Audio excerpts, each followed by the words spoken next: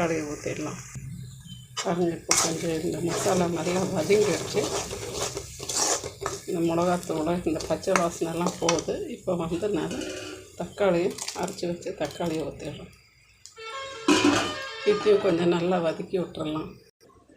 பாருங்கள் ஃப்ரெண்ட்ஸ், இது இந்த கழுத்து மேட்டு நண்டு, குளத்தில் இருக்கிற நண்டு. இந்த நெல்லெல்லாம் விளையுதில்ல, அதுக்கு என்ன சொல்கிற கழுத்து மேடுன்றேன்னு என்ன இங்கே கத்தைன்னுவாங்க.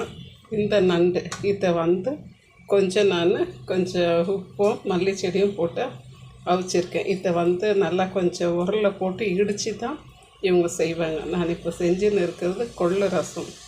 இது வந்து இந்த வீசிங்க்கு நல்லது, குளிருக்கு நல்லது, கை கால் உளைச்சல், இதுக்கு எல்லாத்துக்குமே நல்லது. நம்ம தமிழ்நாட்டில் மோஸ்ட்லி நம்ம வந்து கடல் நண்டை தான் சாப்பிட்ருக்கோம். இது இங்கிட்டு இது நண்டு.